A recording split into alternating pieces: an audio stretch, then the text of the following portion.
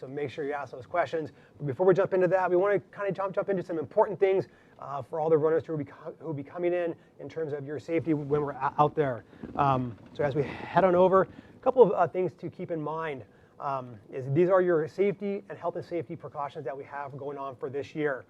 Very important for all the runners that will be coming in to Javits Center. To pick up your bib, you do have to show proof of vaccination, so make sure you have your vaccine card, government approved app with the information on there, as well as your ID as you come in to get that checked. Face coverings will be required as well inside Javits Center at all times and on transportation to the race. Runners who will be showing your negative COVID test will be picking up your bib on Saturday outside Javits Center. So please make sure you have everything. And then in terms of other things we have going on, Roberto, how about we touch on a few other things that the runners should be watching out for on race day?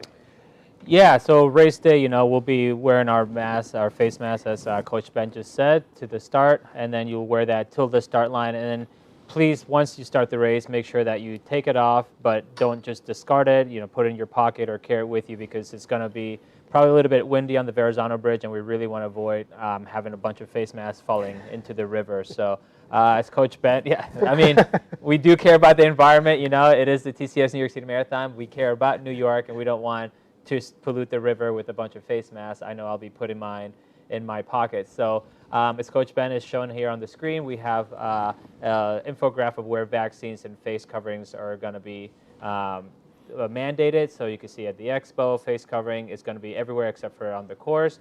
And then vaccine or proof of a negative test, Expo, Pavilion, and Blue Line Lounge for those of us who are going to be cheering out there and supporting our loved ones. Great, very good. Thank you so much, Roberto. And runners, make sure you do take note of that. For any reason, like you said, if you do lose your face covering during the race, if you have your pocket, it blows out, don't worry. You will get a new one in your hospital for special surgery recovery bag in the finish line, so you'll be able to get that mask at the end. But before we jump too much into the core strategy, Connor, I know you brought some samples today. I was lucky enough to see some of this stuff at the Expo yesterday. I was excited. So why don't we show some runners some of the stuff we have that they'll be perusing through in the next couple of days. Fantastic. And before we get even going on the nice product we have here, the other shout out is if you are unable to get into the Javits Center, there is the Run Center, which has the New Balance Run Hub just a couple blocks west and north of where we are currently. And they will also have the Marathon Collection, as well as a bunch of our run specialty retail partners within the city. So thank you for having me again. Let's get into the product. So first and foremost, the status item. We got to talk about the status item. And within our collection, you're going to see a lot of gold hints, especially within our apparel. So I'm going to start us off with our marathon jacket here. You see that little gold stripe on the bottom. We got our 50th anniversary logo right there, and a nice 50th anniversary on the back. This is not our only jacket. There is also a capsule collection, which is pretty nice, that has some reflectivity on the inside, which is going to be very nice, very warm for this time of year. Another piece we have, I'm going to keep talking about outerwear. We have the Q Speed Sherpa fleece. The logo is here on one of the arm sleeves. This is actually not the marathon version that I have. This is my personal item. Out of the closet, I like it. This thing is so warm. I walked out this morning, it was like 40 degrees out, and this is all I needed besides my t-shirt. So definitely a good item for those coming in from some of the warmer locations. I have a quick question. You mentioned the capsule collection. What is that, just for people at home that might not know? So we usually, there is the Marathon Collection, which can be available online or in other retail stores, but there is also the collection that is just slightly more premium items. There's also this super reflective, it's called the PMV jacket, which just has this iridescent look to it, which is really cool. And usually those are exclusive items. So normally that would just be in the Expo or at the Run Center. I believe currently it's also available on newbalance.com here in the States. And the idea there is we just wanted to have a little bit more openness just for those people that might not be able to make it in to the Javits Center. All right. Yeah, I've seen that jacket here that you're talking about, the iridescent one. That one is awesome. A couple of our runners have that thing. It's black, but when the light hits it, it reflects back. Some really cool stuff for New Balance this year, runners. So definitely keep an eye on it for out there. But I'm sure a lot of you are, as you're running out there on the race course, you also want to know about what's going to be happening on race day. This could be your first marathon. and this could have been like your first time going for New York City. So Roberto and I are going to kind of walk you through some of the important things to think about in the start of the race.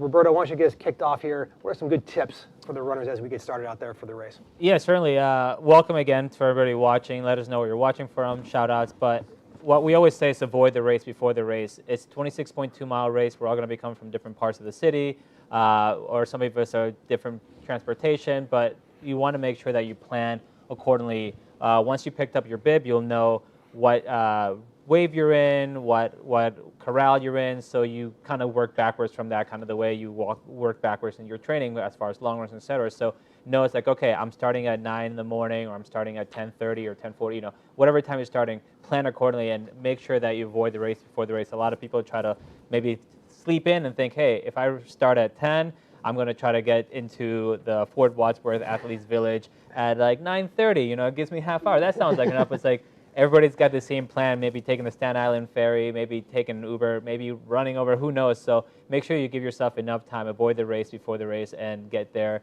with plenty of time. I always say it's better to get there with more time to spare than get there and cutting it too short, because there's COVID protocols, there's security protocols. You have to go through a lot of things before you actually get to the village. So give yourself plenty of time. Definitely a good call. Another thing is nothing new on race day. Obviously, a lot of you going to the Expo in the next few days. You're maybe getting new gear. Save that gear for the week after, the day after the race. You want to be wearing what you have, what you've been used to training with at this point. That includes your clothes, your food, anything you've been training with. You don't want anything new to go through. Connor showed you some great stuff. We actually have saved one thing for a little bit later that you'll be donning out there, because we always have some good apparel to show later. So again, runners, make sure what you're going to be wearing on race day is race tested, race approved, whatever you want to call it, but you've run in it, it's comfortable, because that way you're going to be able to get through all those 26.2 miles with as little issue as possible. So nothing new on race day.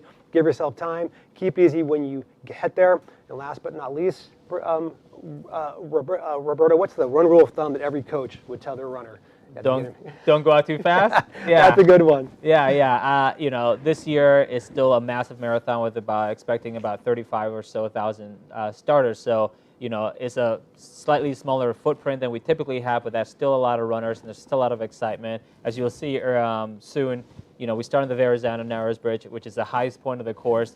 It's a tough hill, to be honest, but because it's early in the race, the first mile, adrenaline, you don't really feel it. But you can't win the race in the first mile, but you can certainly lose it in the first mile. And I know Connor will touch upon him later, because he ran the 2015 TCS New York City Marathon, and he didn't lose the race in the first mile, but he also didn't win it either. Spoiler alert. So yeah, we want to say, like, don't go out too fast. It's okay to be excited. It's okay to be nervous, harness that energy, but just try to avoid all the bobbing and weaving. I know year in, year out, when I'm fortunate enough to run the race, I just pick a line on the bridge and I say, okay, I know that maybe I'm trying to run 6:50 per mile or 7 minutes per mile, but that first mile is going out the window. I'm not going to hit that pace because it's a steep uphill. I'm going to run on effort. I'm going to try to avoid bobbing and weaving through the crowds. So important. So remember, those runners, nothing new on race day. Don't race before the race. Don't go out too fast. We have done everything that we can here at New York Road Runners to keep you as safe. There are some new procedures out there. If you have any questions, ask volunteers at the fort. They'll be able to help you out. Keep your distance, but find yourself some space. Sit down, relax. You've worked so hard to get to this point. 2020 was a long year. We'll all agree on that one. It was about 24 months long. Is that going? Has it really getting to this point yet, gentlemen? I don't know, but here it is, almost November 7th. We're almost at the start line. But again, we talked about not going out too fast. But if you have those cool shoes, you're out there, you want to go out. I know that Connor's got a pair of shoes that he brought in today that he wants to show the runners. These are great. Connor, I want to talk about these shoes. So within the conversation of nothing new on race day, I have been training in a version of these, and I'm still undecided whether or not I'm going to purchase, with my employee discount, the New York City Marathon version of the RC Elite, which is our carbon fiber marathon racing flat. So we have this nice breathable upper with this real cool NYC. Normally there's this flying New Balance right here. We decided to make that NYC. We have this really cool kind of blended into the heel counter with a cityscape kind of colorway here, which is definitely unique to this model. And again, what's really cool about this, you have this full-blown or this full-length carbon fiber plate, which particularly on those uphills, I do tend to find kind of helps reduce maybe some of the bite of that initial hill. and kind of keeps you in the air for a little bit longer. So even, I think, if you're going downhill on the Verrazano-Narrows Bridge, you might be able to make up that time if you go slow enough on those uphills there for sure. A real beautiful shoe. And I'll also even point out, I don't have it yet because it's so exclusive. I'll go off script and just show my shoe. There we go. We have the Fresh Foam X1080. There you go. You want to talk about my shoe? Yeah, absolutely. So, for those of you who might have, a little bit more of a daily mileage goal and plan, or even more of a comfort piece, this item is our premium cushion neutral shoe. We have this nice flexible upper, hypo knit upper that we're talking about. This one-piece laser etched Fresh Foam X midsole. You have this nice little gold, again, just as we had with the jacket, and this 50th anniversary call out on the inside. This is going to be what I'm going to get to work the Expo. By the way, if you come by Footwear, I'm going to be one of the only men working this week, so come on and say hi and tell me I did a great job at this Facebook Live. But this is the item that they're probably going to be giving me to work a whole ton of hours before running the Expo myself. I'm very confident this is going to keep my legs nice and fresh going into those crazy miles. And I'll let you get comfortable again. As you could tell, I just received it. You can't tell, but I haven't even walked outside in them, so they were very clean. Otherwise, I would not take my shoe off and give it to Connor. But yeah, these are great, and they're if you're gonna be on your feet all day, a lot of cushion. So yeah, and then they'll just look awesome. So, but let me not do your job. We'll see you at the Expo. Comfort and cushion. I'm in. I don't know about you. We're good to go there. But definitely, and runners, as you go out there, we definitely want to show you a map of the Expo that we have up, so you know where you're going, so you can find Connor, find those shoes, find this gear, because again, that's what it's all about. You worked hard to get here. So runners, on the screen you see here, you're coming in. The entrance will be on your lower right side of the screen. You'll come up through. You've already passed through all the vaccine information. You come up. You'll pick up your bibs on the way up on the left-hand side. You go around. You'll get your shirts, and then that will put you right into the New Balance store. Connor will be there. Connor, I know you talked about some more stuff, but anything exclusive to the Expo the runners may be looking to see there, or anything that you want to point out for our runners to kind of go for when they're at the Expo in the New Balance area? So, we already talked about kind of our outerwear situation. I'll talk even about our base layer. So I'm wearing this currently. I keep going to the wrong side because the TV is right there. So this is the Impact Run NYC Marathon shirt. Very nice base layer item. There's also going to be some singlets, some printed singlets that, if you wanted to kind of get a little funky on race day, it's something that you could wear. The last piece we're talking about, saving our masks during the race itself, there is the Impact and Q-Speed short that actually has some storage, not only for your goose, not only for your cell phone, but more presciently, your mask, which will be great as well. And then the last piece I'll even talk about is accessories. I have these great gray patterned and gold logoed 50th anniversary arm sleeves that are buried in my backpack currently that I couldn't find. Super warm, a little bit more aerodynamic if we got a headwind at some point on Sunday, and should help kind of get you going with something that's a bit more removable rather than just simply a long sleeve t-shirt, which might overheat in. Yeah, and those arm sleeves will come in very handy because the weather on Sunday is looking fantastic. Maybe a bit brisk in the morning. Those arm sleeves sound great. So we're going to make sure you take time to go through there at the Expo presented by New Balance. Check out all the information. You're there. Get all that gear because we'll definitely love to see you out there. But I think we have some questions coming in here. So let's go ahead and go to a few shout outs and questions as we go through here. First question up from Ryan. Can you get a navy color finisher hat? Ooh, I need to look at the collection itself, but if you see it online, it should be available at the Expo. And then there is, or I should say the experience is what we're supposed to call it at New Balance. And wherever we're doing the finish line retail, we'll also have a finisher's collection as well. So that'd be Run Center, but I believe, is there a separate place we're doing a post-race experience usually? There will be at the pavilion on Monday. There will be some gear there as well. Again, the touch points are a little bit less, but I know that there may be some stuff at the Run Center. But definitely keep an eye out for that, runners, because again, the gear looks good. You finish the race, you want to look good out there. Bring the medal out there. Get a picture at the finish line on Monday. So keep an eye out for that. I think we have another question coming through. So what do we got? Lana. Will I be able to change my transportation on Expo on Saturday? My plans have unexpectedly changed. A lot of runners will be going through this. Needs to switch from the ferry and Midtown bus. Roberto, do you have any info, hints? Yeah, I would say tricks? definitely no tricks. Yeah, just go to the help desk at the Expo when you get there, and they'll be able to answer that for you because there's limited transportation and last minute changes tend to be difficult. But yeah, that'd be your best bet. Definitely, runner. Yeah, keep those questions coming in, please, runners. We're here to help you out, whether it's on gear that Connor has or his amazing 2015 experience at the marathon, which he'll be happy to share, I'm sure, with you. Roberto and I are here to ask all the questions you have. But we have some shout-outs coming through as you're all listening from all over the U.S. So we have Steve coming in from South Orange on the train on his way in. Gotta love that commute, Steve. Thank you so much for listening. Balisa, hi from Brooklyn. Hopefully you're on 4th Avenue. A lot of our runners will be there on Sunday. Gretchen from New York City. Good morning, Gretchen. Olive, another one from Brooklyn. Good morning, Brooklyn. Gotta love that. Thank you so much. Howard, Toronto, Ontario. Go Leafs. Yeah, we can't complain about cold if somebody's coming in from Ontario. Yeah. Exactly. Raquel, Long Island City, Queens. Thank you so much. Good morning, Raquel. Sue, another Long Island, Brooklyn. Neck and neck. There you go. Are you coming out there? Linda from Vermont. Now, hey, there's some cold for you there. I mean, we're complaining about it here. Good morning, Linda. Thank you so much. Nashville, Katie, hello. Thank you so much for joining in this morning. Melissa from Chicagoland. Gotta love that. Hope you had a good one. Charlotte, North Carolina. 4th NYC for Peter on his 54th birthday. Thank you so much, Peter. Mickey, giving us a good luck, Roberto. Good luck, Connor. Good luck, everyone. Here we go, everybody. Nice work today. And Dub, you were listening in yesterday as well. Dub, San Antonio, see y'all in 1 year. 2022 will be as awesome as 2021. It'll be here before you know it. And there you go. Roberto, take this one away. Guten Tag, Christine from Baden, Deutschland. Hello. Perfect. Thank you so much. And we're going to head on back. Keep those questions coming in. Keep those shout-outs going through. We're going to jump back into core strategy here. We got you to the start line. Cannon's about to go off, Roberto. What's up next for our runners?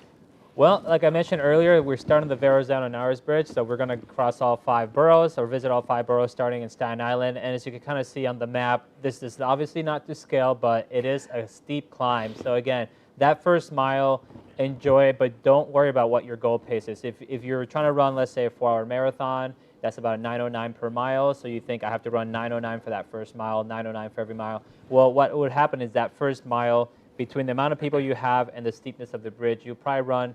If you run 9:30 or even 9:40, that's okay because with the same exact effort on the back side of the bridge, that second mile you could run up to a minute faster. So if you could play that video once again, I always love watching it because it goes by a lot quicker than it goes by when you run. But yeah, so that first mile again, soak up the energy, soak up the excitement. Look at the views to your left. You'll see the skyline of Manhattan is beautiful. But make sure that you throw away whatever your goal race pace is. Do not try to lock into it right away because even you'll see, maybe when you watch it later, if you watch previous years, the elite marathoners, they do not start off running their fastest mile being the first one. So nice and easy, go on effort versus pace, and then keep that same effort as you run that second mile because it will even out. So important, and also runners, for runners out there who have done the marathon in the past, usually, the first part of the race is very crowded. We have more waves for this year to spread you out more. You'll have more horse space. Like Roberto said, be careful on the bridge. Don't worry about locking into that marathon pace. Enjoy that view. Definitely stay out there. Again, safety is key. Have a good time. Enjoy it out there. You'll be going through. This is the view you'll have. There's a lot of heads out there, a lot of people bobbing up and down, but it's an amazing day. Connor, you did it in 2015. What was that like going across the Verrazano Narrows Bridge?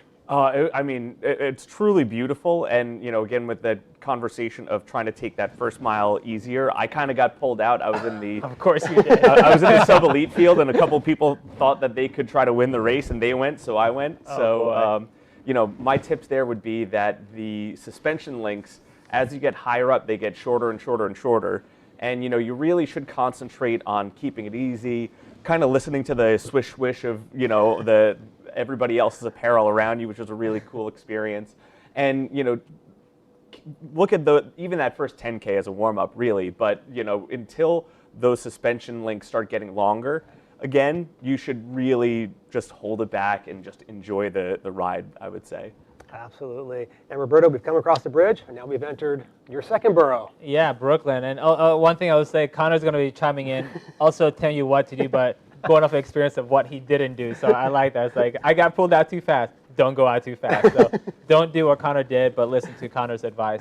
So yeah, as Connor just said, the first 10K, take it easy. So mile 3, we're entering Brooklyn, and I think this is where you can now start to really lock into your pace, whatever your goal pace is. Of course, if you're running it for fun, then enjoy it. If you're running it with a goal time, you should still enjoy it because the crowds in Brooklyn are fantastic, some of the best out there. Not playing favorites, of course, but I will say, like, as you can see on the map there, these next 10 miles or so are relatively flat, relatively even. So this is where, as I said, if you have that goal pace of trying to run 4 hours or what have you, this is where you can start to say, okay, now I'm going to really lock into that. You should still try to run conservatively because New York is a very challenging course. It's a little bit more challenging on the second half, which is when most people are tired. But these miles here that Coach Ben has just outlined are relatively flat. So I'd say this is where you kind of lock into whatever your goal pace is. And also, Ben, one thing we haven't mentioned, but shout out to our colleague Steve, we do have pacers out there. So can you tell us a little bit about pacers, who they are and what they'll be doing?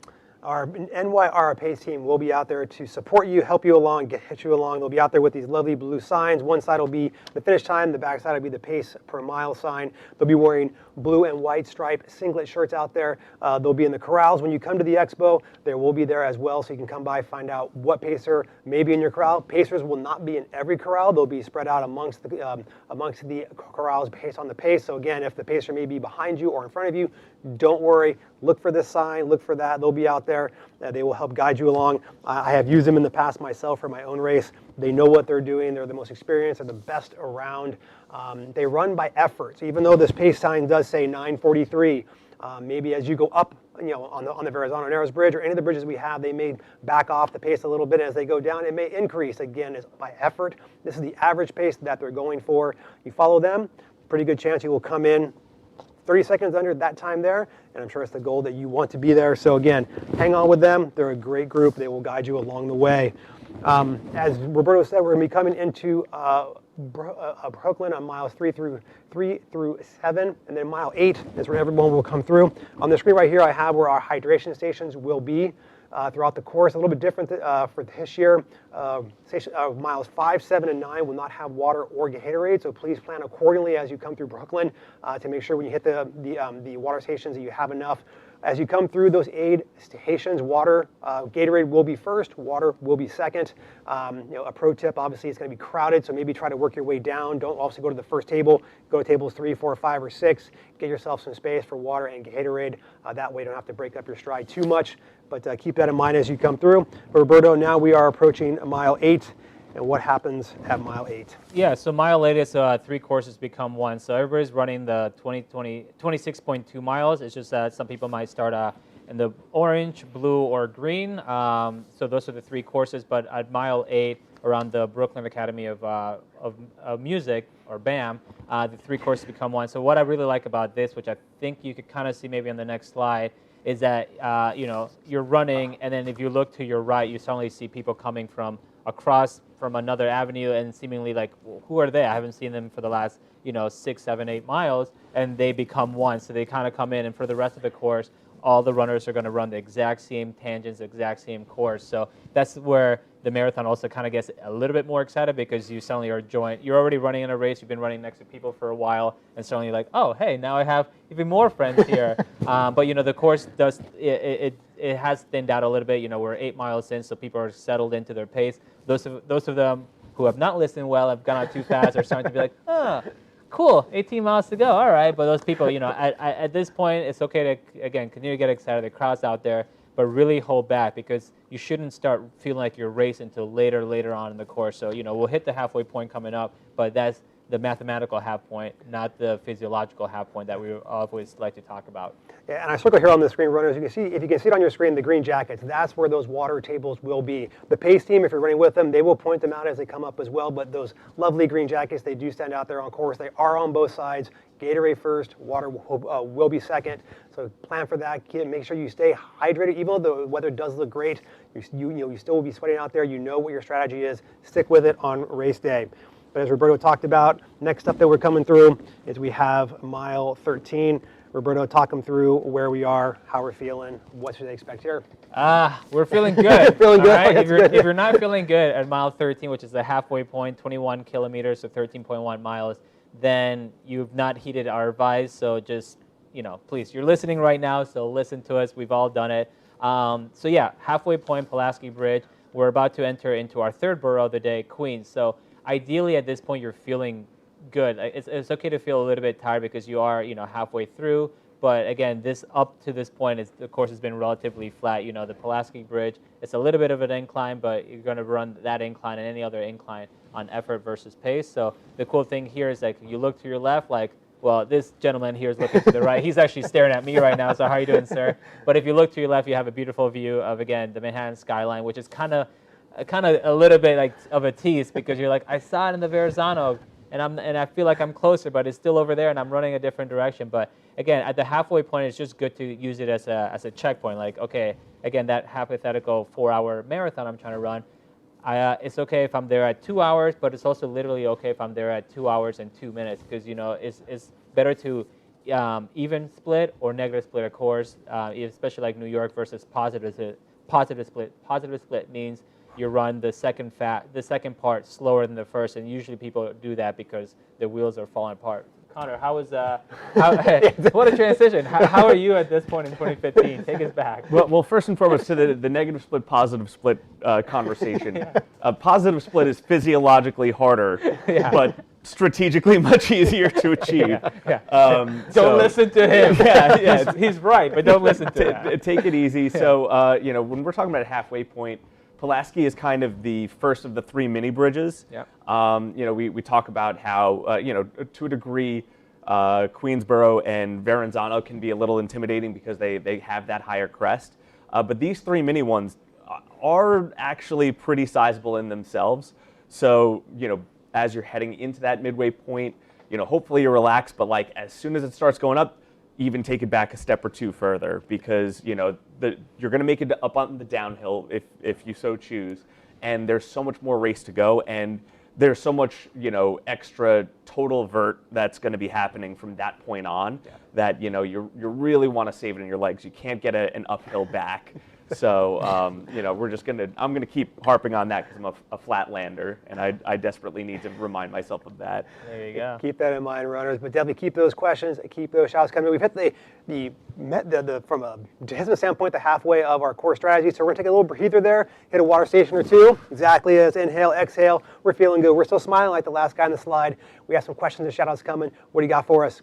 Oh, we have Jay from Doylestown, Pennsylvania. Good morning, PA. Thank you so much for listening. Lucia from Glen Ridge, New Jersey, all in the house this morning.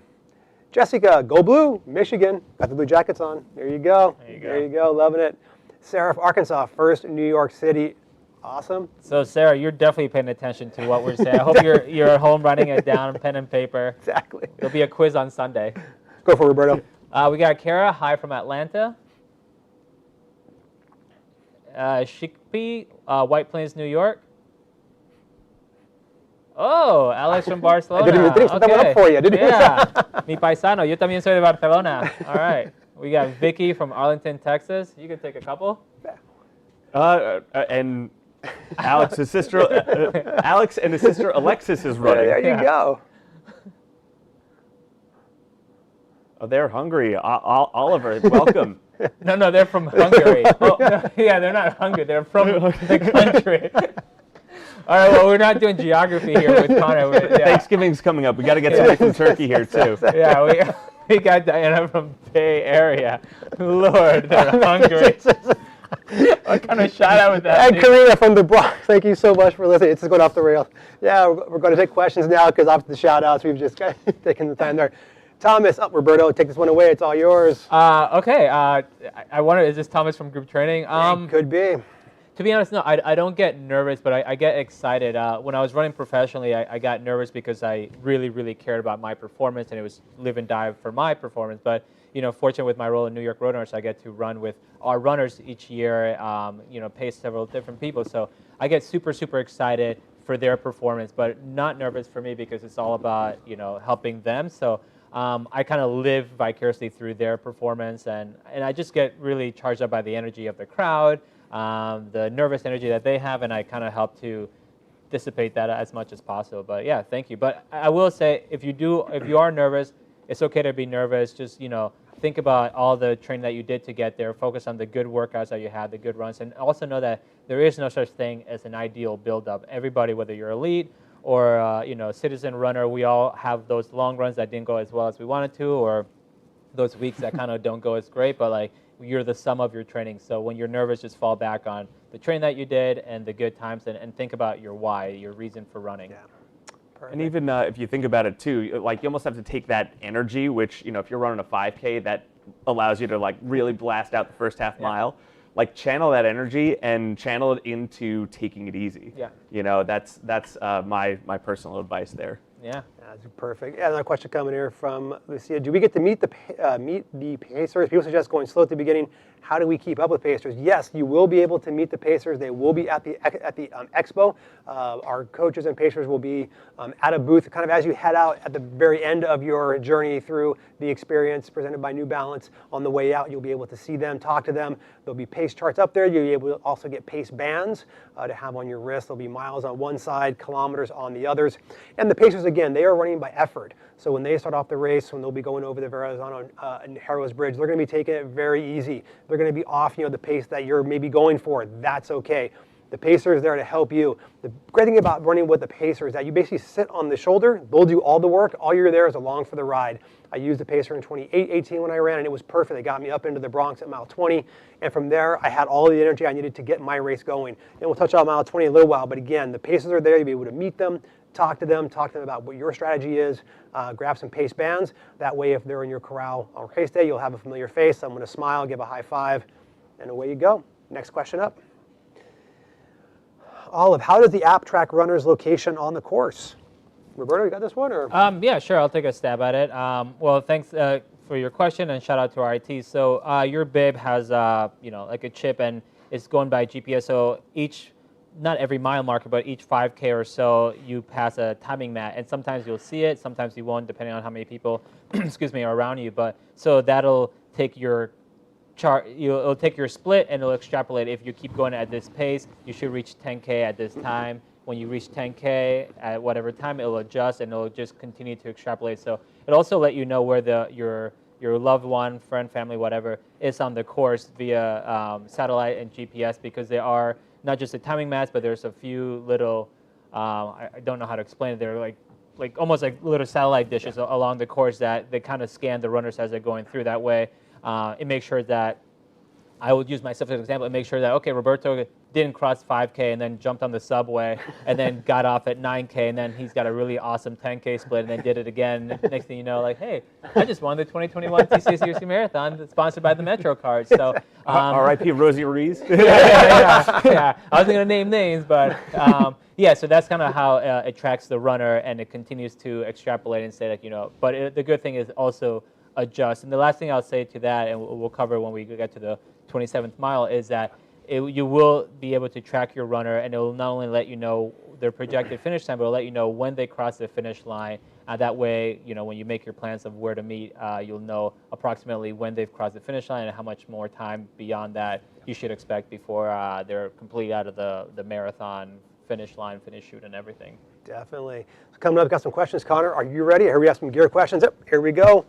Zam, he wants the black new the finisher beanie. Are there any more at the Expo? It's been sold out on the old website. So Zam, my cop-out is going to be the global supply shortage. So I don't actually know just yet, but I believe our retail team and our operations team has been prioritizing the Expo as the place where a lot of things are going to be available. So for example, my RC Elites are not in my size online, and they haven't been in some time, in size 14 men's. Jeez.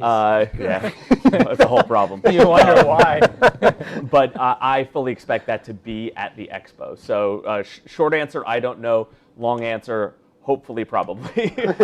But they'll be able to get it at some point, maybe just not right away. Correct, Yeah. yes. Yeah. Great.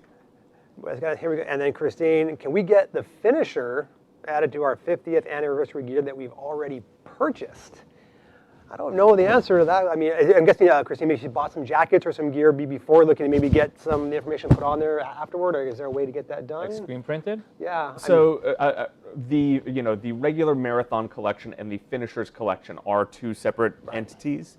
But that being said, you could probably go to a private printer and get that put on if you wanted, let's say, an item that is not on the finishers collection that you want to say finishers. You could kind of custom it. I personally, my singlet that I'm racing with on Sunday is a New Balance singlet for my team, which is not sponsored by New Balance, and I screen printed my own New York AC on there. It's a little uneven. I kind of eyeballed it myself, but it looks okay and it's passable. But again, the finishers collection and the inline collection are two separate entities. The finisher collection will be at the experience presented by New Balance at the Expo and at the Run Center. So worst case, and the pavilion as well. So worst case is you go out there, buy finishers gear. You've ran 26.2 miles. Treat yourself, get yourself something nice. Make sure it says that, because yeah, the finishers collection looks amazing. So grab that out there. But I think we're going to jump back into the course strategy. Oh, we have another question instead. I was wrong. Sorry about that. Wrong one. So any tips on what to wear? Oh, for those coming from the warmer climates, you have that. You know, people coming from Florida and Texas and California. It is brisk out there. Gentlemen, what are you thinking here? So, I spoke about the arm warmers earlier that are in my backpack. Myself, even, I'm here. I'm used to the climate. I'm definitely a cold weather guy. But I plan on starting the race with gloves, arm warmers, hat. And it's either, if you want to take the marathon collection and use those as your race day items, I would say it's totally within reason. If you are thinking of maybe, warms up and you toss them rather than stick them in your storage items, I might just go to a bodega or a dollar store and get kind of those cheap cotton versions of those. All depends on yourself. I have a lot of stuff. I've worked for New Balance for a while, so I have a lot of old stock. So I'm going to have a throwback pair of gloves and hat, and then I'm going to keep the arm warmers in my pockets.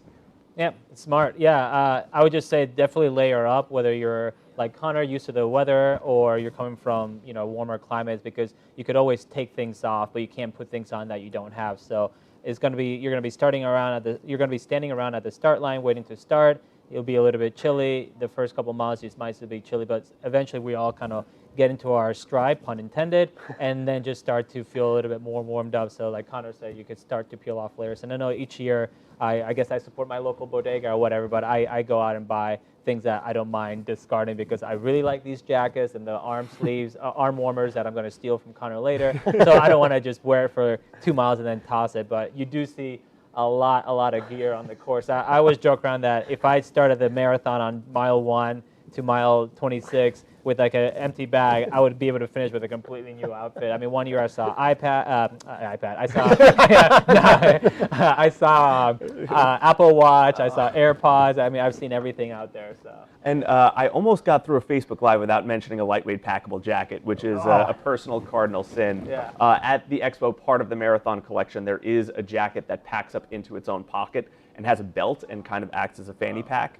So that would also be a great item to take a look at and to have that you don't have to throw out, because it's very storable. I definitely have to check that out. I have a couple from years past, and I love those. So that's just my wife, because she takes them. So. All right, gentlemen, enough talking. Let's get back to running. Let's get back on course. Runners, we have crossed the Pulaski. We are into our third borough. We are in Queens, Long Island City. We are at Connor's favorite part of the course. That is the ever-popular Queensboro Bridge. Dun, dun, dun. People get so concerned about it. Roberto, walk us, talk us, help us through this part of the course. Yeah, so to be honest, for me personally, this is actually one of my favorite parts of the course. What makes it unique is that it's the only part of the entire course where there aren't any spectators. So as you'll see, this is an awesome video, by the way, as you'll see in another slide, because it's a bridge, for security reasons, there aren't any spectators. So on this part of the course, I find it challenging, even though it's one of my favorite parts, because it's you're about 15 and a half miles in, about 25K or so, and it's a long climb, but you don't hear anybody other than the runners, yourselves, the pitter-patter, the breathing, and it's kind of calming for me. It's an opportunity to reflect. You're beyond the halfway point, mathematically speaking, but you're still in that sort of nowhere person land, where it's like, I'm really far away from the start line, cool, but I'm also feeling like I'm kind of too far away from the finish to start feeling like I'm in my safety zone. So what you want to do here, you want to focus on your effort again, because it is a long climb, but you also want to make sure that you think positively, because I know for me, year in and year out, being in that middle ground where it's like halfway point, it's like, oh, cool, I'm halfway there. But mile 15, 16 of a marathon. It's like, what are you? Like, you're not halfway, you're not close to the finish. Like, it's like the Bermuda Triangle, and happens to be on the Queensboro Bridge, where no spectators, no crowd support, but we make up for that on the latter part that I'll let Ben cover. So what you want to do here is just, again, focus on your effort, and think positively, because it's okay to feel tired. You are far enough into the course. It is lower level runner, so it will be a bit dark, and like Roberto said, it is quiet. You're definitely going to hear yourself breathing. Runners out there with the pace team, this is where you lean into that pace team. This is where they're going to get you up that first part, because it's a steady climb. So stay with those pacers, control the effort as you come in, because as you come down the backside, you hear this roar in the distance, and every person knows. If you haven't done it before, you'll be like, wow, what's that sound? Is it a subway? It's better than a subway. You are coming back into Manhattan. You are coming on to First Avenue, and there is this roar that you will hear. And yeah, you've entered your fourth borough of the day. Welcome to Manhattan, and this is what you see here. It is just incredible. And it is a slight incline up First Avenue, but you come down the bridge, you'll make kind of a 270-degree turn onto First Avenue. It is not uncommon to find yourself all of a sudden under your goal marathon pacer, because, man, you have this energy level, because First Avenue is rocking. It's a party. You will just be energized. There'll be high fives if you want them, or just dial into where you are. This is really where you've got to sit back, relax, because the energy will be there. You have First Avenue to go up. You have about 3 miles or so, 4 miles on this stretch here as you head up towards the Bronx. Sit back. Again, take it in. Enjoy it, because it is incredible. But don't find yourself kicking it up a lot, because you still got over 10 miles to go. You want to chill, breathe it out, have a good time. And now we are in Manhattan, Roberto. As we go through, as I show runners here, I'll just kind of draw it out. You can kind of talk them through where we are. Yeah, so we're along First Avenue, and again, it's relatively flat, but it's also deceptively hilly, because you're heading north not out of town, out of Manhattan. So you're in Manhattan. The race finishes in Manhattan, but guess what? We're going to be heading to the Bronx. So again, what you really want to focus here is just harnessing that energy of the crowd, but still hold back, because if you feel really good here, then that's great. The longer you could feel good, the better. If you're kind of feeling like you're starting to race, and you really have to really hold back, because that First Avenue section, especially coming off the bridge, a lot of times people throw down their fastest split thus far of the race. I'm not sure if Connor did that in 2015, but I know that our professional elite field, they routinely run between 420 something and 430 per mile. And every year that I've paced, I am trying to go back, and I won't name names, but I don't think I've ever had a runner that I've paced not run away from me coming off the bridge onto First Avenue. And it takes me like maybe half a mile to catch them, because I never chase them, but I'm always like, hey, fill in the blank name. Like, come on, we've talked about this, but it's just like, it's a steep downhill, the energy of the crowd, but you're going to be running up First Avenue for a while, both sides of First Avenue, 3, 4, 5 people deep cheering you on. So it's okay to be excited, but just remember, you're running your race. They're not running the race for you, so you really want to hold back. And then the Bronx. The Bronx, the best borough, maybe slightly biased, but welcome to the Bronx, folks. And then Manhattan Part 2. Look at this guy. The guy whipping. This is how you want to feel coming in to mile 20. Connor, 2015, is that how you felt at mile 20? How do you feel at this point in the race? Shout out to New Balance here, but I think in years before my employer had the partnership, I think there was a little less focus on creating some energy from our corporate sponsors within this borough. So, I got to, the northern part of First Avenue, and the crowd started thinning out. And suddenly you have, the two bridges there, and it was a lot emptier, I think, than it has been in the past couple of years.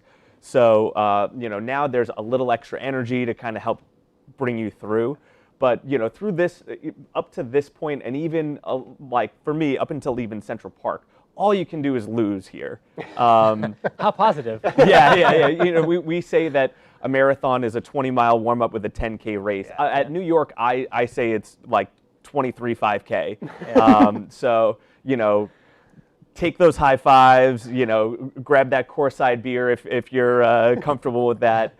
But, keep it back, keep it cool, keep it calm, keep it in reserve. Yeah, well, I will say, while Queensboro is one of my favorite, if not my favorite part of the course, Willis Avenue Bridge, I absolutely detest this. It's so small, and I ran it last Sunday with Coach Ben.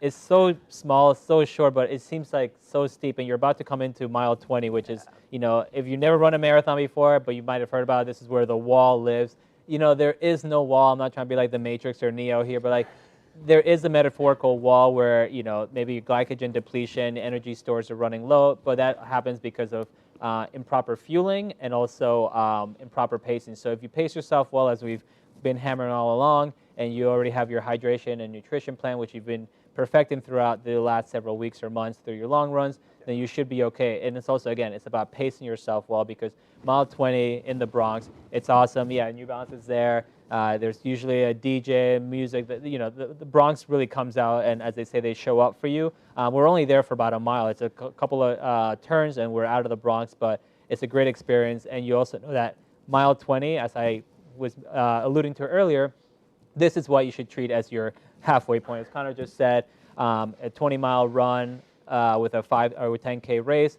If you could do it that way, then great, because ideally, the later you could feel like you're racing, the better, because after the Bronx comes a challenging part, in my opinion, but I'll let Ben talk about that. We'll definitely jump into that. I put back up here on the core strategy here for you runners where our hydration stations are, because you want to make sure you're hydrating well, because again, when you get to mile 20, if you've done everything as best you can, hopefully you're feeling good. I want to point out that at mile 12-ish and mile 18, Honey Stinger will be out there with the A station. So make sure if you're training with those gels and you know what they do to your stomach, great. If not, maybe grab one for the later part of the race if you're looking for something as we go into this last little stretch into Manhattan. But if you are training with Honey Stinger, there will be 12, 18. You can grab some. Another thing of note, runners, there will not be bananas or sponges out there, again, lessening those contact points. So unfortunately, there will not be those for this year, but other hydration will be out there. But like Roberto had commented on, welcome back into Manhattan as we go through Central Park, the final miles. As you approach Manhattan, yeah, I mean, yeah, I know yeah, I mean, everyone says, the last part of this race is so difficult, and hills in a race are never perfect, are never great, but also where they're placed can really influence how you're feeling. And having a hill, it is a mile-long hill as you go on Fifth Avenue out around Marcus Garvey Park. Don't be confused. As you come out of the Bronx off the Mass Avenue Bridge, back onto Fifth Avenue, you'll be going down. You make a right, a left, and a right. You'll go around what's called Marcus Garvey Park. This is not Central Park. This is Marcus Garvey Park. Let me actually go back here. I'll highlight it on the map so you can see it here. Throw a cool little shape right here. That is Marcus Garvey Park right there. That is not Central Park. So people get confused sometimes. They see a park, they think it's Central Park. No, not yet. They're coming up on Central Park very soon, but you'll see the turns you have to do around the park after you have cleared all of those turns right there. This is where you come across the Fifth Avenue mile, the Fifth Avenue hill you have to go up. It does last from 110th Street to 90th Street. It is a mile long. It is just horribly placed. This is really where you're going to have to lean into your effort, because you're at mile 23, and it can feel like a slog. I ran this in 2018, and I remember just suffering. It hurts. Try to find a happy place. Smile if you've got it. Breathe into it. It's okay. It lasts a mile. It may seem like it lasts forever. It doesn't. You'll get through it. And then once you get to the top of this hill, you'll come back in at mile 90, or sorry, not mile 90. My gosh, this is not an ultra marathon. My apologies. At East 90th Street here into Central Park. How many miles you got left, Roberto, at this point? You got about 2 miles left, 2.2 miles. And, I always tell runners when I'm running with them or when we're doing these course shots, if you can make it up Fifth Avenue feeling good or not losing too much time, then the rest of the race is just the celebration station, because once you come into Central Park, for those of you familiar with the park, we actually running downhill as we head south in the park on the east side. A lot of locals know Cat Hill, and we're actually running down Cat Hill. So it's a famous hill that a lot of people do repeats on. It's about 400 meters long. Well, here we're running downhill. So we're going to be running on the east side, east drive of Central Park, and it's predominantly downhill. There are a few little kickers, but nothing that's terribly long, especially coming off of Fifth Avenue. And then we exit on Central Park South. So we enter the park and we're going to finish in the park, but we actually exit on Fifth Avenue down in Central Park South. And then we make a right-hand turn, and this is the view we have. This view is great, and this is the view you will actually see, runners. This is a great image. As you come off, you see this is what you're looking at. This is your final right-hand turn on Central Park South as you head over towards the park. Take this in. You're home. You're a mile 25. You're in the home stretch. And then as you come into the park, everyone can't wait for this. We have some videos here from the 2019, not yet. I'll play that video first before we go there. This is not a video of Connor winning. This is not here, but Quite this is, remember, make sure as you come through, get those arms up. You worked hard, get those arms up. Do not look down at your watch. We will get your time. Don't worry. You want to cross through the finish line, get those arms raised as you come through, breaking that tape, feeling good, because you have just run 26.2 glorious miles through all 5 boroughs. Welcome to your finish line. Yeah, and what's great about this, obviously we aren't all going to be as fortunate as our winners, you know, to be able to break the tape, but you notice that they care about the time, but they also care about their win, but they're crossing the line, as Coach Ben just said, and they're just arms up, great photo moment. They're not looking down and checking their watch. Like, yeah, we all have our GPS devices, Strava, upload, social media, but we do have professional timing, so be like some of these people that you can see here on the screen, you know, run with your arms up, celebrate, because it's a culmination of, for some people, years of running, for some people, months of running, but, you know, we haven't been here for 2 years. It's the 50th anniversary, so make sure you cross that finish line looking good, feeling good. And one thing I will say, you can't really quite tell from here for those of you who've never run before, but the last about 400 meters or so of the TCS New York City Marathon is predominantly uphill, so you're actually cresting all the way. But we don't really mention it too much because at this point, similar to the Verrazano Bridge at the start, you're excited, you're finishing, you're giving it all you have. This part is not even course strategy. This is just get yourself to the finish. You know, as I think Shalane Flanagan, who was on the other day, said, the first half of the race you run with your legs, the second half you run with your heart. So this is definitely that sort of section where it's all heart getting you to the finish line, and you're just being pulled by the volunteers, the spectators, and the beautiful day that we hope to have. Yeah, and full disclosure, in 2017, I almost lost my heart right about there at this race. I was having a rough day, but it is uphill, but enjoy it. That's just a personal story of mine, so but I definitely want to make sure you have a good time out there.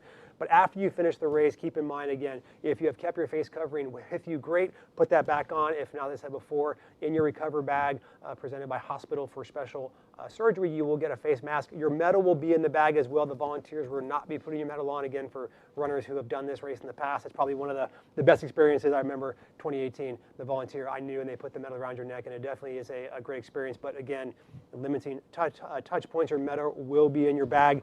And welcome to what we affectionately call the 27th mile. Yeah, 27 miles. So, you know, this, unlike what Coach Ben said earlier, there aren't 90 miles in the marathon and there aren't 27 miles. We just call this like the 27th mile. It's just really want to focus on recovery. So year in, year out, when we work the finish line, you know, we see a lot of people that we recognize, a lot of runners. We understand that you're exhausted, you cross the line, you've run your heart out, and you want to sit down, you want to rest. And, you know, we want to let you do that, but you really want to keep moving no matter how slow you're going. Just keep moving, because oftentimes when we sit down, it might seem for a second, turns into longer, and then the muscles stiffen up, and you sometimes try to stand up and you see that you can't, like you've caught a cramp or your muscles are stiffening up. So as Coach Ben said, we have that the bag from HSS, Hospital for Special Surgery. Grab a drink in there, grab an apple. You might not feel like you need to eat, but you need to drink a little bit, take some protein, and also just keep moving. And then, you know, how are you going to meet your family, friends and family? You have to have a plan for that, right? You better make sure you have that plan, because when you cross that line, if you break out that cell phone, hopefully you'll get a cell phone signal, but more than likely you will not. The saturation level will be very high, even with only 35,000 runners this year, down from our usual. Plus spectators, 50s. Yeah, plus spectators. So again, yeah, make sure as part of that race, you know, don't race before the race. Have that strategy put together before. Talk to your loved ones. I'm going to meet you, you know, at this Starbucks here, or this place here, or this corner over here. Because if you try to text them, try to call them, you may not get through, just because of the saturation level. So many people out there. So have your post-race meetup planned out. That way, as you come off the course, you're walking through, like Coach Roberto said, trying to get some food in. It can be tough because maybe you're not feeling very well at this point, or maybe you're feeling great and you just, I don't feel hungry, but try to get that in. All runners will be getting the poncho, as you see here from this gentleman here, feeling good.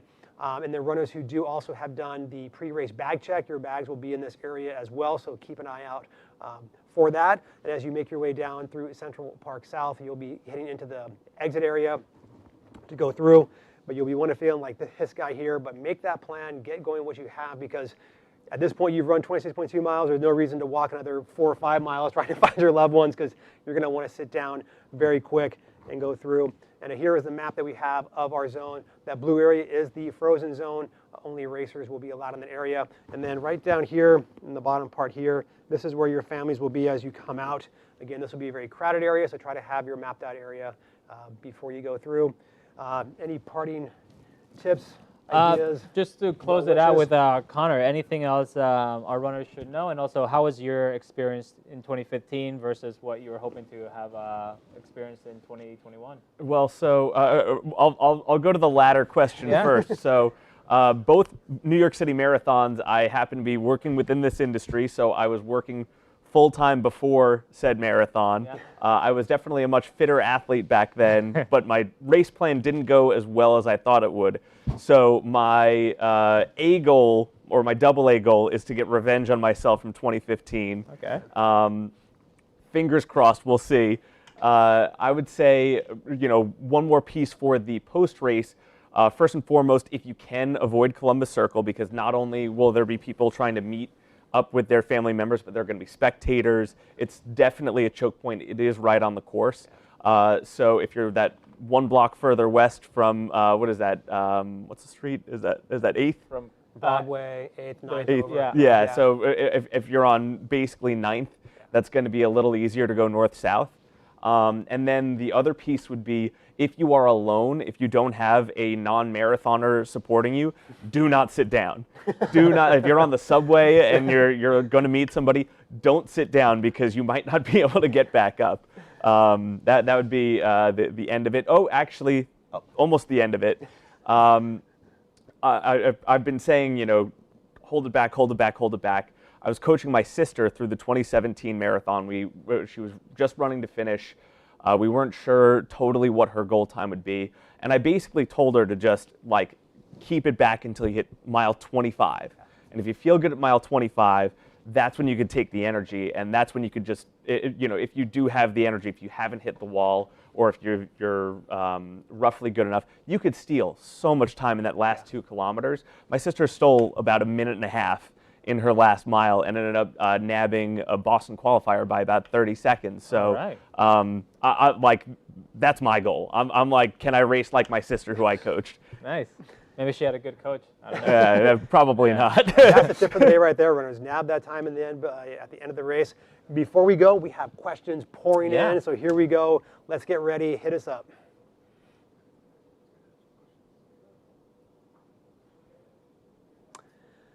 Gretchen, is there a cutoff by which, if you have not crossed the finish line, you do not get a medal and your time does not count? Roberto? There is a cutoff, but not about medal. And each year, the New York Times lists the finishers, and I believe that cutoff is 6 hours, so 13 minutes, 44 or 45 per mile. I think this year it might be 6:15. We've heard back and forth, but that's also because we have permits for the safety and closures of the streets. So at that point, there's a bus, affectionately called the sweet bus, that is coming up, and it gives runners the option to hop on it. If not, they're able to continue on to the course and run on the sidewalk. But we're breaking down tables, aid stations, open up the streets back up for our lovely host New Yorkers who maybe aren't running the race as well. But the good thing is that myself, our other colleagues and volunteers are at the finish line often till midnight or so, welcoming every finisher, even the final finishers. So we, here at New York Runners, we want to celebrate the winners, which you saw earlier, but we want to celebrate every runner, the citizen runner in the middle of the pack, and runners are out there, trying to finish maybe their first marathon. So, yeah, that's the response. And we got you. Don't worry, Gretchen. We will be out there. Yeah. Olive coming in. How do you run slowly on the Verrazano if the crowd is running faster and pushing you forward? Connor, you talked about this a little bit. I mean, if they're pushing you forward, just step as high as you possibly can, because they'll just keep pushing you forward. What I would say, if you're nervous about that, and let's say you're going with a pace group or something like that, put yourself, a couple of steps, couple of people behind them, because you'll be able to, we've all kind of run, if you're capable of running that pace for 26.2 miles, you're going to be capable of catching up to that person. Yeah. So again, my advice is just put yourself a little further back than you anticipate, because chances are people are going to go out. Not everybody's watching this, and not everybody is listening to our wonderful world-class advice. So just assume that they're going to be going out a little faster than you anticipate, or that you would be comfortable with, and you should be good there. Yeah, one thing I'll add to that, because I know I do it every year when I'm pacing people, just pick a line and stick to it, because eventually people do start to go around you, and that happens to me every year on the Verrazano's Bridge, where I usually try to go as far right as possible, right up against the guardrail. That way, most likely people can't pass me on the right, so if they're going to pass me, they have to pass me on the left. And if they're going faster, instead of pushing me, they just keep going around and keep going around. So it's usually when you're more or less in the middle of the road, where runners have the option to pass you left, right, or come up behind you, that they kind of push it. But even then, just kind of hold your composure as much as possible. Obviously, it's a little difficult, but this year, the way we're starting with the different waves, the different corrals, and the fact that we're about 30, 35,000 runners instead of 50, 53,000, there should be a little bit more space, especially earlier on versus previous years. Very good. More questions coming in. Let's see if we can roll through these quickly. Amy, do you need to have your bib displayed the entire time, or can you wear a long sleeve and your bib underneath? Your bib should be on your innermost layer that you have. We understand that being in the race may be cold. You may have an outer layer on top of that, whether it be a jacket, sweater, something you may be taking off. Just make sure your bib is on your innermost layer. You will at times have to pull up that layer to show it. When you get in the corral, go through the different checkpoints to get through. It doesn't always have to be showing. You still will be tracked as you go through the mats. It will still read your bar. Just make sure it's on the innermost layer, so at any point if you take something off, you don't inadvertently take that bib and toss it off, and then trouble ensues. So keep on the innermost layer, Amy. Very good. Olive coming through. Are we allowed to move back a wave on race day? My foot is bothering me. It might not make my predicted time. The short answer is yes, Olive. You can always step back, both in wave and corral. So let's say you're in wave 3, corral D, and you're like, well, I'd rather be in wave 4, corral A. That's fine. You can step back, put yourself in there, do what's best for you. You can obviously not move forward in the waves or forward in the corrals, but you can always step back. So people out there running with friends, hey, my friend's in this corral, I'm in this corral. You go to the higher wave, higher letter corral, get with your friends, enjoy that 26.2 miles together. Katie, the start area, will charity teams be together running with the Arthritis Foundation? I do believe there is a charity village, or has that been? There is not a charity village. Oh, I'm saying correctly. There is no charity village for this year. I'm sure a lot of you, the charities that are out there, will have their matching shirts or different outfits. So just look for your team. Hopefully, your charity has maybe communicated with your team about where they may be in Fort Wadsworth. If they have not, maybe shoot them a quick email to say, hey, where are we going to meet? Are we going to be by the orange wave, the blue wave, the green wave? Where are we going to meet up? That way, you can find your teammates, because again, you want to be with your friends. You've worked hard to get there, so definitely reach out to your charity with any information that they may have for you on race day. Alrighty, Roberto, we'll take someone from Dave. Sure, Dave. Do I need a clear bag for taking stuff to the start? Can I use the bag check bag? The bag check bag is clear as well. Yeah. So ideally, yes. It doesn't have to be completely see-through, but it's just easier for security purposes. So that's what we give out, and that's what most people tend to use versus using a JanSport or Patagonia bag where it's a little bit stiffer and you can't really see what's inside. Yeah, and very clear on bags for the bag check. If runners who have the pre-race bag check, you will be dropping that bag off before the race. There will not be bag drop at Fort Wadsworth on race morning. So anything you bring to Fort Wadsworth, unless you plan on carrying that for 26.2 miles, that will be left at Fort Wadsworth. So runners out there who have the pre-race bag check, you'll be picking that information up at the Javits Center when you go to the Expo, and then you will transport your bag or walk your bag over to Central Park at the Nuremberg Bandshell. You'll drop off at the UPS trucks. The bags will be dropped off there. So anything that you bring with you to Fort Wadsworth on race day should be in a clear bag. It'll be a start line bag. That will stay there. If not, well, congratulations. You're unfortunately carrying that bag with you 26.2 miles. So keep that in mind, please, runners. No iPads. Yeah, no iPads. Apple Watches. Whoever dropped it. If you do, just let me know where. I'll come back and get it later. Chris, for those who can't enter the Expo, will anything be set up outside? This is perfect for me. So first and foremost, obviously, bib pickup for people that do not have vaccination history will be just outside the Javits Center. We did forget to mention this earlier, there is a very cool New Balance experience between Hudson Yards and the 7 train. There's going to be like a little photo booth area, a spot where you can kind of write inspirational messages to each other and post it up. Some of our Olympic athletes I haven't heard the schedules yet, but hopefully a couple of these future course strategy sessions will have some itineraries for some of our Olympic athletes. So definitely check that out, regardless of vaccination status. And then I mentioned it at the top of the show. So we have the Run Hub right here. The New York Road Runners Run Center has a New Balance store inside it, right by the finish line here. And then there are also some of our premium run specialty retailers. I'll do a quick shout out to Jackrabbit in Columbus Circle and Union Square. Shout out to Super Runner Shop on 7th Avenue right here. And then a shout out to Paragon Sports down by Union Square. And all of those spaces should have at least some part of the New York City Marathon collection. The best resource will be that Run Hub, but the other retailers will as well if you also need some goos or recovery items or things you might have forgotten on the plane or the train. Gear is out there, runners. Take a look for it. Other questions coming at us here. What do we got? Mansal, do we need to sign up to just enter the Expo retail area? Yes, it is not open to the public this year. So if you are coming to the Expo, you will either have to be a registered runner or be the +1. Again, keep that in mind. Runners are only allowed. We're allowing 1 guest per runner. So again, if you have multiple guests, rock paper, pick your favorite child, or rock paper scissors, whatever you got to do. Draw rocks if those are out who watch Survivor out there. Yeah, there's one guest with you allowed inside Javits Center, and unfortunately, the Javits Center and the experience is not open to the general public just to come in and shop, unfortunately. But you can go to the Run Hub down here to pick up your stuff here at 56th Street. So anybody who wants to check out the gear, wants to look for it, even if you're not running but want to look cool, come get some gear down there. Next question. Zam, I have a 6:15 bus schedule and I won't use it. How do I cancel my bus slot? Not sure why you're not going to use the bus, Zam. Maybe you plan other transportation. There's nothing to cancel here. Just obviously, I hope you have transportation to get to the start line. Maybe you have an Airbnb on Staten Island. You're sleeping in because you're well prepared and want to get a few extra winks. But nothing to cancel there. You're all good to go, Zam. Thank you. And if you're on that bus and you happen to get a full row to yourself, you know who to thank. Exactly. Yeah.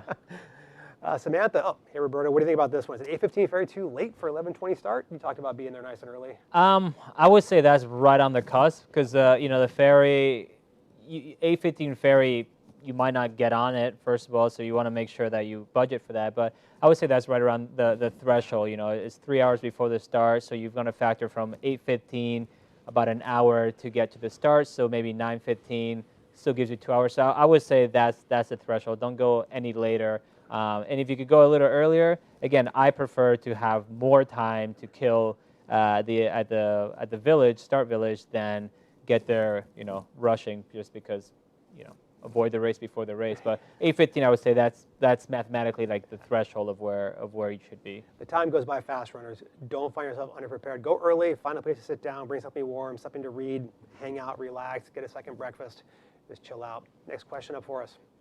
Got Ryan, any tips or guidance for green wave runners taking the lower level to a slightly different route through Bay Ridge? I know, Roberto, that you talked about when the waves come together. How is that at the beginning when the runner is top level, lower level in the Verrazano? Yeah, so orange and blue are at the top, and green, as I think it was Ryan just mentioned, is at the bottom. So all that means is that they're going to be exiting the Verrazano Bridge slightly different versus the upper levels that are just going to exit right onto 4th Avenue. But you're all exiting onto Brooklyn, so it's not like they're going off into Twilight Zone. So what will happen is that the green wave will just exit and kind of go to the right. And again, you green wave people, you will still be surrounded by loads and loads of runners. So you're not like in an isolation, but you are going to be running a slightly different course. And then again, as I mentioned earlier, at mile 8 is when all 3 courses are going to come together. But the course strategy, the race strategy, preparation, everything is exactly the same. Everybody's covering 26.2 miles, and everybody's covering that Verrazano Bridge where you're going up a little bit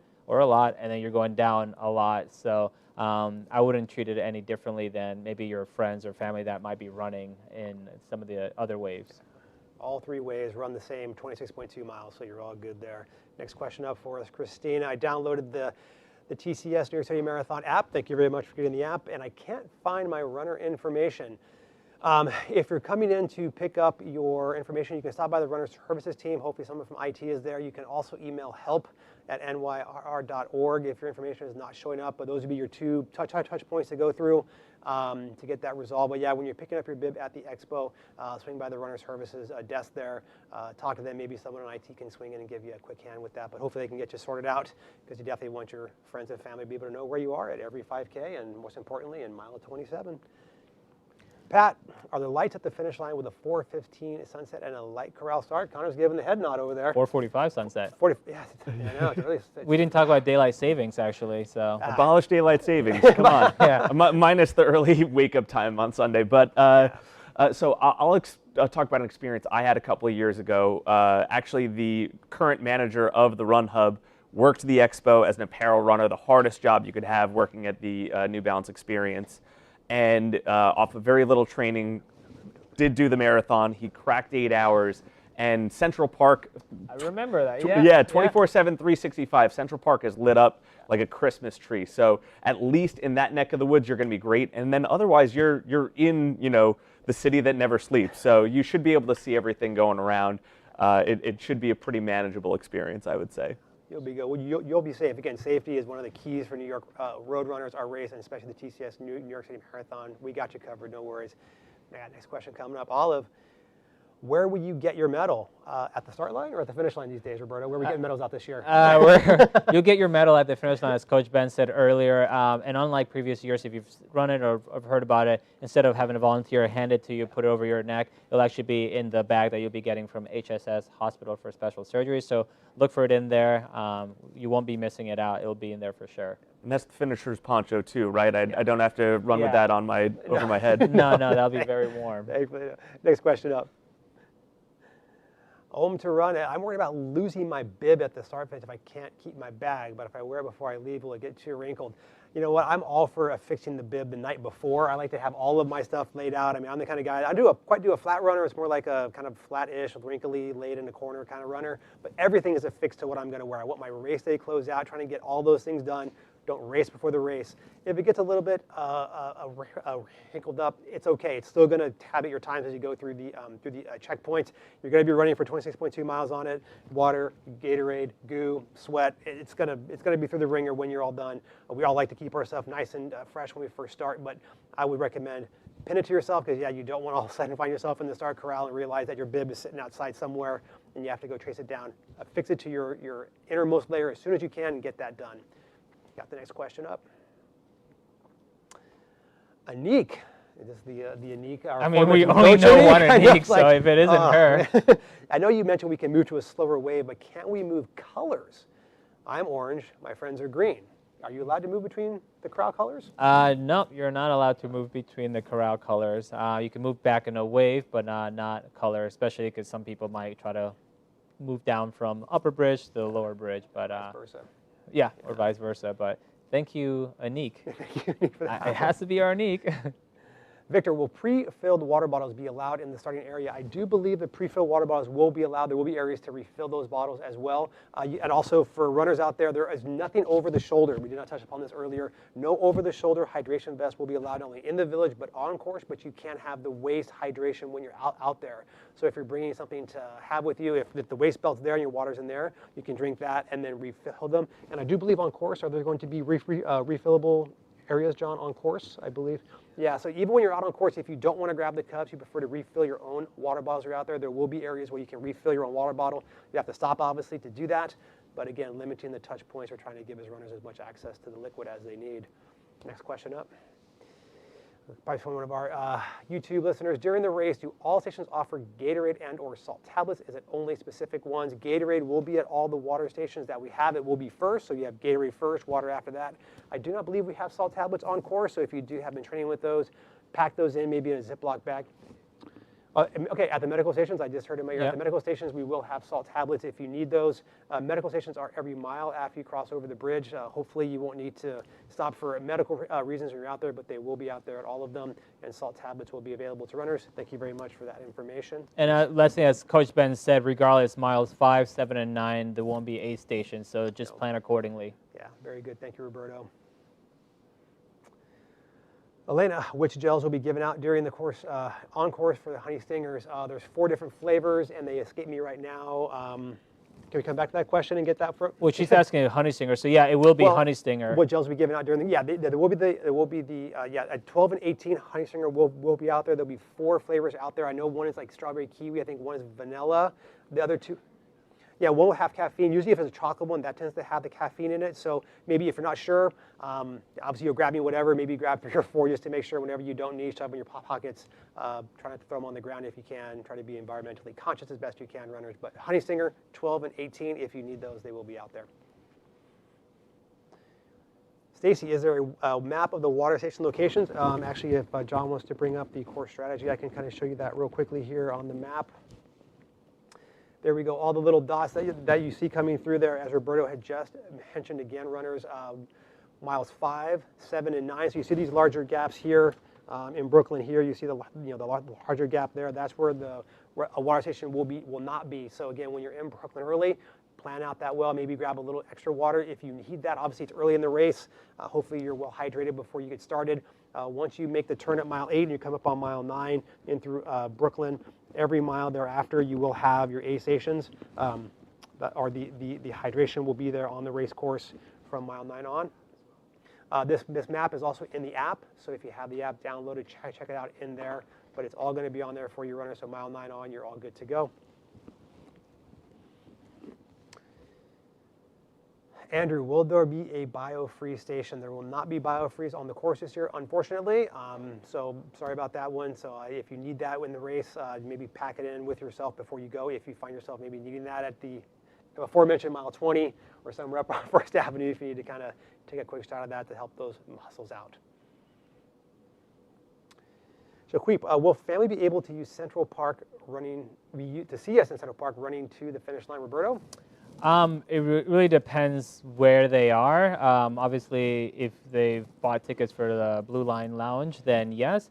Otherwise, they typically do line up right around Columbus Circle where runners enter the park, but it's several people deep, so they might be able to see you entering the park there, but chances are they probably won't be able to, you probably won't be able to see them in this last maybe 400 meters running up to the finish line, because that's also a relatively controlled area, or as Coach Ben was saying earlier, a frozen zone. Yeah, and there are, in the finish line, there are bleachers on both sides as you go up. I don't know if tickets are still available. If you go to NYRR.org, go to the TCS New York City Marathon section of our website for the spectator viewing in there.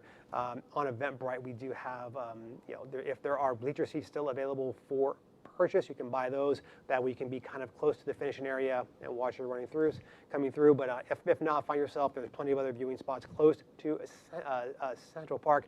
Central Park South is a great place to view the runners as they come up. It's a great area. That way also you're close to probably where you're going to meet your runner as they come off of mile 27, keeping them having to walk too far to find you when you're done. But if you have another question coming up, here we go. Amy, what happens on Marathon Monday besides sleep? I feel like Connor wants to. You want to take this one? My sarcastic answer is hopefully walking. I thought you were teeing up for a plug or something. Yeah. Yeah. I mean, Marathon Monday is a great day. There's usually, still some things going on at the pavilion. I know for us runners, or our group training runners, or virtual runners, we get together for a group picture. But a lot of runners are walking around with their medals. Some people are going for medal engraving, which I believe HSS will be doing. And there's other, not Expo, experience type things. Is New Balance doing anything Marathon Monday? So I know we have the pavilion and then the run hub. Those are going to be the two big focuses for us. Yeah. Again, if you missed anything at the Expo, hopefully it's still in stock. That run hub at the New York Road Runners Run Center will be an excellent place to go. Again, shout out to my guy Felix over there, who is himself a marathon finisher.